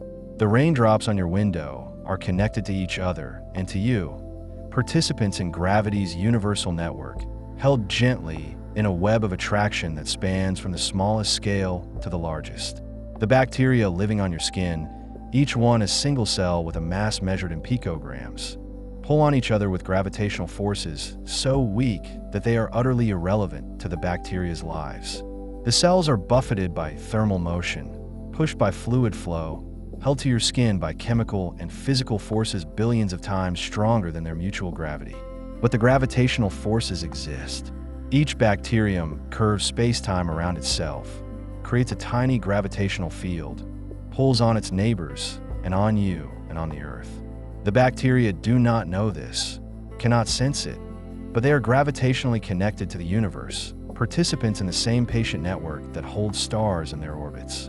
When you turn the pages of a book, each page pulls on the pages before and after it, on the cover, on your fingers, on the book's binding. These gravitational forces are so faint that they have no effect on how the pages turn, no influence on the friction or flexibility of the paper. But they're constant. The book is not only a collection of paper and ink and ideas.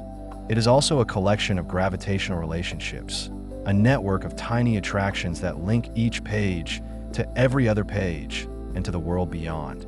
Reading becomes a quiet participation in gravity's endless web, a connection between your mind and the book and the universe that holds you both. Consider the pebbles in a jar, each one pulling on every other pebble with gravity's patient force. The forces are far too weak to move the pebbles, far too faint to overcome friction or rearrange the pile.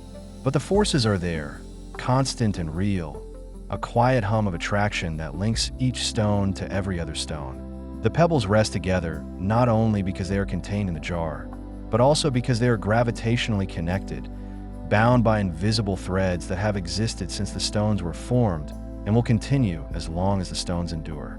The jar of pebbles is a small universe, a collection of masses in gravitational relationship, patient and still. The molecules of water in a glass pull on each other with gravity, a force so weak compared to the electromagnetic attraction between water molecules that it plays no role in the water's behavior. Hydrogen bonds hold the water together, give it surface tension, make it liquid at room temperature. But gravity is there too, a quiet undercurrent of attraction that connects each molecule to every other molecule, to the glass, to you, to the Earth.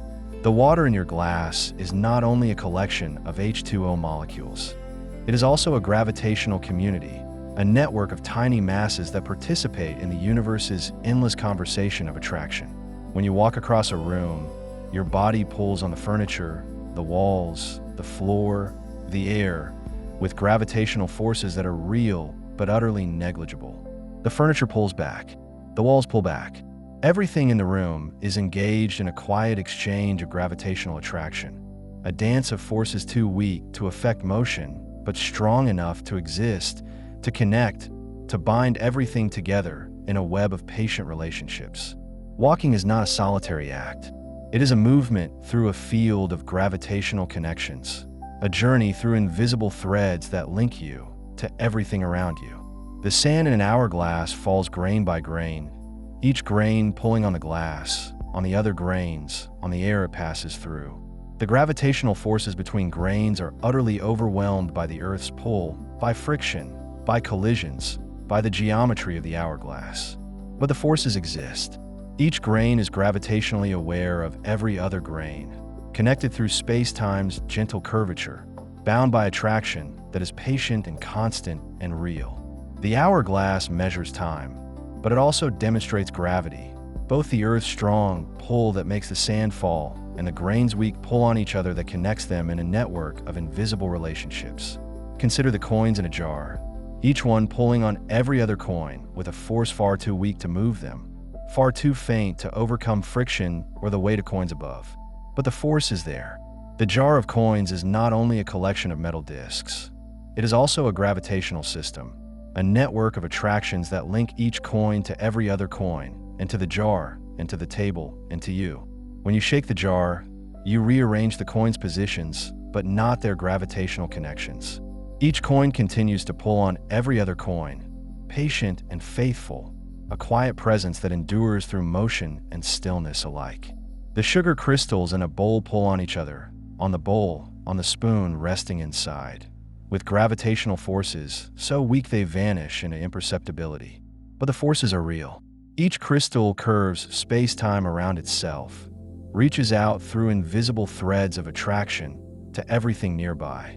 When you scoop sugar into your tea, you are moving millions of crystals, each one gravitationally connected to every other crystal, to the spoon, to your hand, to the cup waiting to receive it.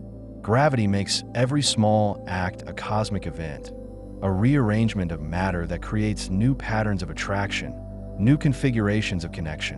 When a fly lands on a wall, the fly pulls on the wall with its tiny gravitational field, and the wall pulls back. The forces are negligible, lost in the much stronger forces that allow the fly to cling to the surface. Molecular adhesion, friction, the structure of the fly's feet. But the gravitational connection is real. The fly and the wall are bound by gravity, participants in the same universal network that connects everything with mass. The fly does not sense this connection, but it exists, a quiet thread of attraction that links the insect to the wall and to the earth and to the stars beyond. The rice grains in a pot of water pull on each other, on the water molecules, on the pot, with gravitational forces that are utterly irrelevant to the cooking process. Heat and convection and absorption govern how the rice cooks, how the grains soften and swell. But gravity is there too, a patient presence that connects each grain to every other grain, each water molecule to every other water molecule, the pot to the stove to the earth. Cooking is an act of chemistry and heat, but it is also an act of gravitational connection, a rearrangement of matter in the universe's endless web of attraction. Consider the dust on a bookshelf, accumulated over weeks or months, each particle pulling on every other particle with forces so weak they have no influence on how the dust settles or spreads. But the forces are real. The dust is not a random collection of particles. It is a gravitational community, a network of tiny masses connected through space-time's curvature, bound by attraction that is patient and constant and universal. When you wipe the dust away, you break no gravitational bonds. You simply move the particles into new relationships, new configurations of connection that link them to the cloth, to your hand, to the air, to everything around them. The pollen grain drifting through the air pulls on the air molecules, on other pollen grains, on the surfaces it passes, with gravitational forces that are utterly overwhelmed by air currents and Brownian motion. But the forces exist. The pollen grain is not alone in its drift. It is gravitationally connected to everything around it, bound by invisible threads of attraction that link it to the flower it came from, to the ground below, to the sky above, to you if you happen to be nearby. Gravity follows the pollen wherever it goes, a faithful companion that asks nothing and gives the gift of connection. When you hold a paperclip, the paperclip pulls on your fingers, on the air around it, on the desk below, with gravitational forces that are real but utterly negligible compared to the electromagnetic forces that give the metal its structure and strength. But the gravitational forces are there, constant and patient, a quiet presence that connects the paperclip to your hand and to the earth and to the universe. The paperclip is not only a tool for holding papers together, it is also a gravitational presence, a small mass that participates in the cosmos's endless network of attraction. The breadcrumbs on a cutting board pull on each other, on the board, on the knife nearby, with forces so faint they disappear into the noise of vibration and air movement. But the forces are real. Each crumb is a tiny mass, a participant in gravity's universal web, connected through invisible threads to every other crumb and to everything else. When you brush the crumbs away, you move them through space, but you do not break their gravitational connections. They simply form new relationships, new patterns of attraction that link them to the floor, to the broom, to the air, to the earth below. Consider the snowflakes falling outside your window, each one pulling on every other snowflake with gravitational forces that are utterly negligible compared to air resistance and wind. But the forces exist. Each snowflake curves space-time around itself, creates a tiny gravitational field, reaches out through invisible threads to everything nearby. The snowflakes do not fall alone. They fall in a gravitational web that connects them to each other, to the ground rising to meet them, to the clouds above, to you watching from inside. Gravity makes the snowfall not only a descent, but also a dance of connection, a weaving of relationships that links the sky to the earth. The coffee beans in a grinder pull on each other, on the blades, on the container, with gravitational forces that have no effect on the grinding process, no influence on how the beans shatter and crumble. But the forces are there, a quiet background of attraction that links each bean to every other bean, each fragment to every other fragment. When you grind coffee, you are not only breaking beans into smaller pieces, you are also creating new gravitational relationships, new patterns of attraction that connect the grounds to each other, into the filter, into the water that will pass through them. When you fold a piece of fabric, each thread pulls on every other thread with gravity's patient force. The forces are negligible compared to the flexibility and structure of the fabric, the friction between threads, the tension in the weave. But the forces are real. The fabric is not only a textile, it is also a gravitational network, a collection of threads connected through space-time's curvature, bound by attraction that is constant and universal. Folding the fabric rearranges its gravitational relationships, creating new patterns of connection that link the threads to each other, into your hands, and to the surface where you place it. The seeds in a packet pull on each other, on the paper envelope, on the shelf where they rest, with gravitational forces so weak that they have no influence on the seed's dormancy or viability. But the forces are there, patient and real, a quiet presence that connects each seed to every other seed and to the world beyond. When you plant the seeds, you move them from one set of gravitational relationships to another, connecting them to the soil, to the water, to the roots of other plants, to the earth that will hold them as they grow. Consider the pencil shavings in a sharpener, each curl of wood and graphite pulling on every other curl with forces too weak to affect how they pack together or fall out when emptied. But the forces are real. Each shaving is a tiny mass, a participant in gravity's endless web, connected through invisible threads to every other shaving, and to the sharpener, and to the desk, and to you. The shavings are not only waste, they are also gravitational presences, small fragments of matter that curve space-time around themselves and reach out in patient attraction to everything nearby. The buttons in a sewing box pull on each other, on the box, on the thread and needles nearby, with gravitational forces that are utterly negligible compared to friction and the structure of the box. But the forces are constant. Each button is a small mass, a participant in the universe's gravitational network, connected through space-time's curvature to every other button and to everything else. The sewing box is not only a container of tools, it is also a gravitational system, a collection of masses in patient relationship, bound by invisible threads that have existed since the buttons were made. When you pour tea, the liquid pulls on the pot, on the cup, on the air it passes through, with gravitational forces that are real but utterly overwhelmed by the motion of pouring, by surface tension, by the Earth's strong pull. But the forces exist. Each drop of tea is gravitationally connected to every other drop, to the pot, to the cup, to your hand, to the table below. Pouring tea is not only a transfer of liquid, it is also a rearrangement of gravitational relationships, a creation of new patterns of attraction that link the tea to its new container and to the world around it. The pepper grains in a grinder pull on each other, on the grinding mechanism, on the container, with forces so faint they have no effect on the grinding process, no influence on how the grains crack and crumble. But the forces are there, a quiet undercurrent of attraction that connects each grain to every other grain, each fragment to every other fragment. When you grind pepper, you are participating in gravity's endless work, rearranging matter, creating new configurations of mass, new patterns of connection that link the pepper to the food it will season and to the earth that holds everything. Consider the air molecules in the room, each one pulling on every other one with gravitational forces so weak that they play no role in the air's behavior, no part in pressure or temperature or flow. But the forces are real. The air is not only a gas, it is also a gravitational community, a collection of molecules connected through space-time's curvature, bound by attraction that is patient and universal.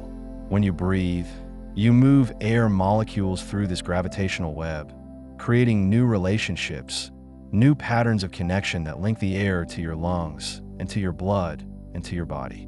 The marbles in a bag pull on each other, on the fabric, on the drawstring, with gravitational forces that are real but far too weak to affect how the marbles roll or settle. But the forces are constant.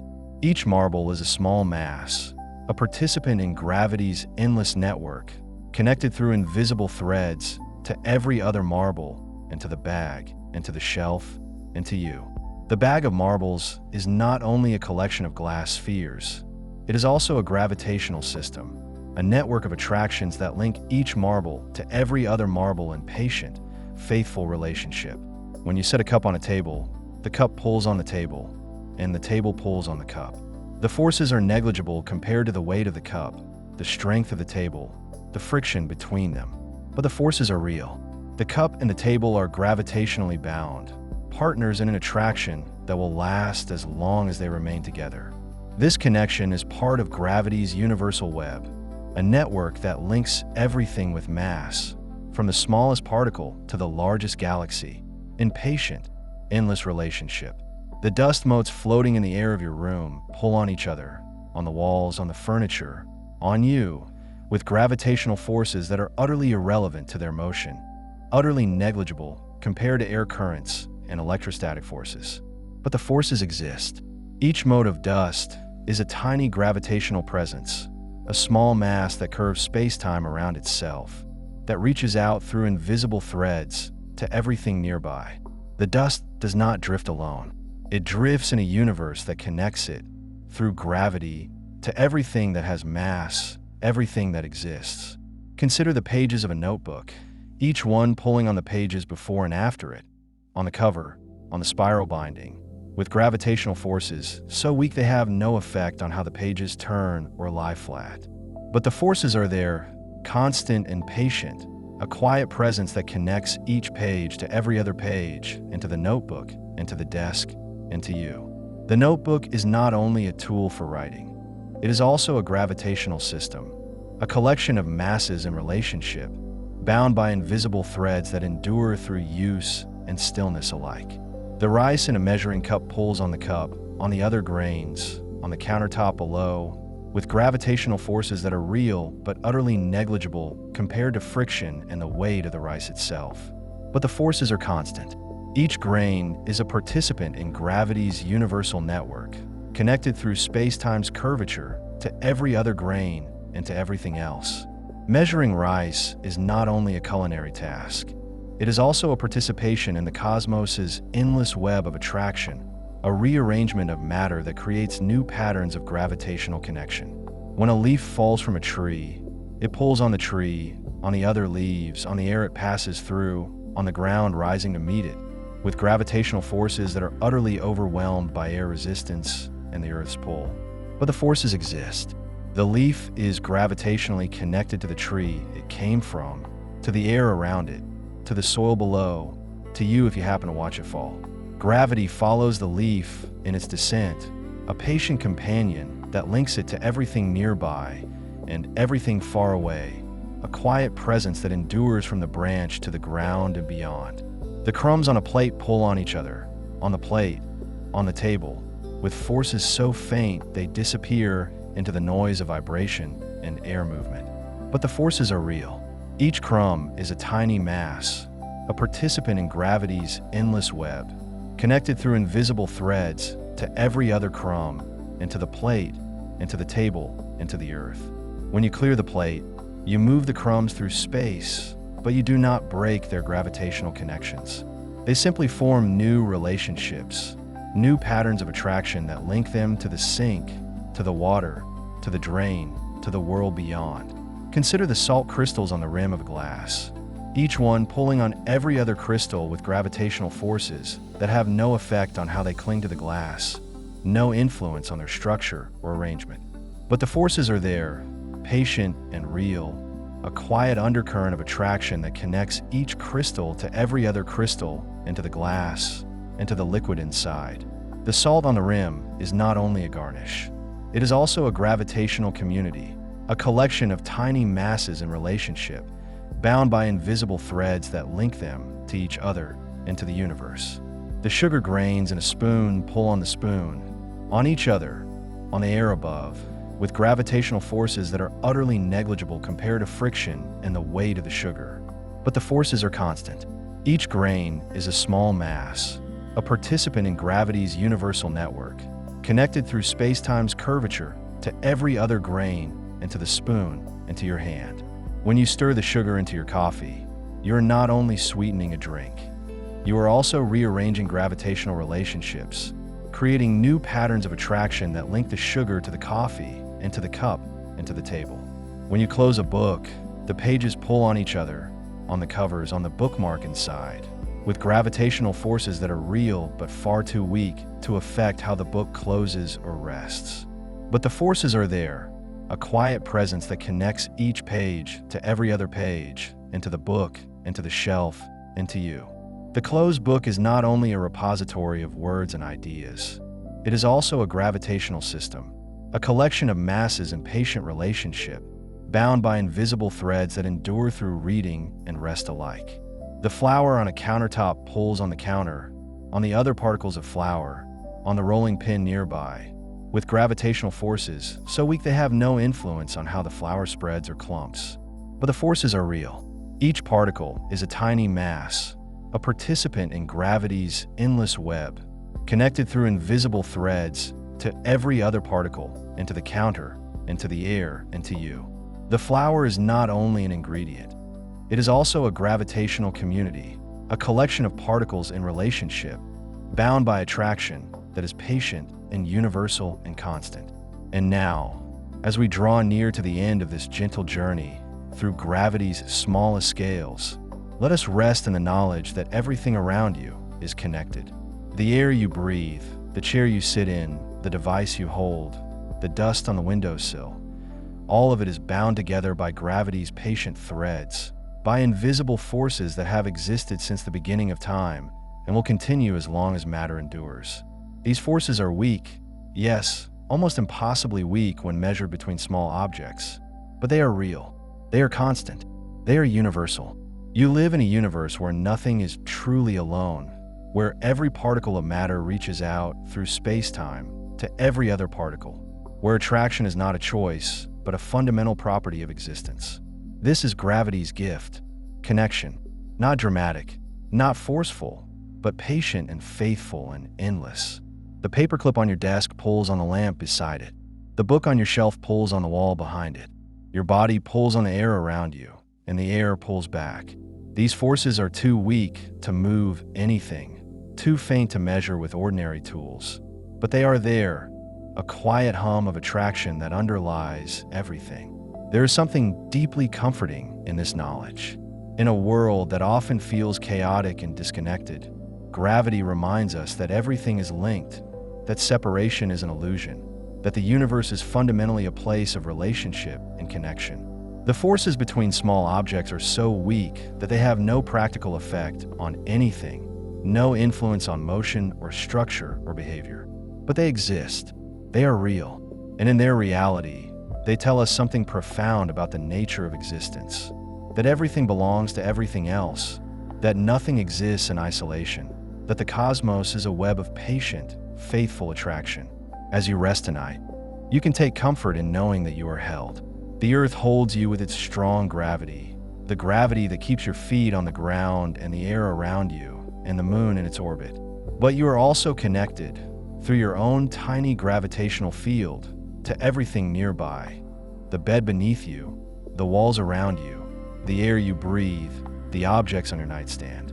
These connections are weak, almost infinitely weak, but they are real. You're not alone.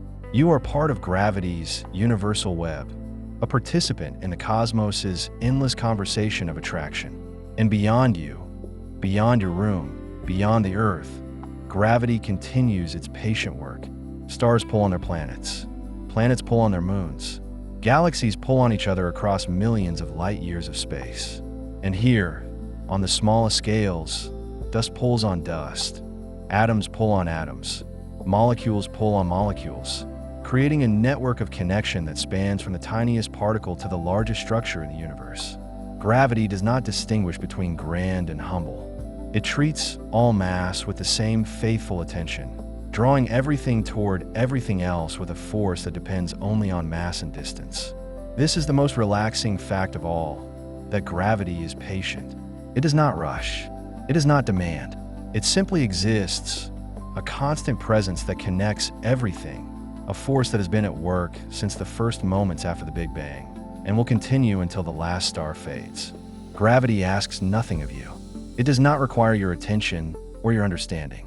It simply holds you, gently and faithfully, as it holds everything else. You can rest in this knowledge. You can let go of the need to understand everything, to control everything, to hold everything together by yourself. Gravity is already doing that work, quietly and patiently, without pause and without end. So as you close your eyes tonight, know that you are safe. You are held by the earth, connected to everything around you, part of a universe that is fundamentally a place of attraction and relationship. The forces between small objects are weak, but they are real. The connections are invisible, but they endure. And you, in your smallness, in your tiredness, in your need for rest, are part of something vast and patient and eternal.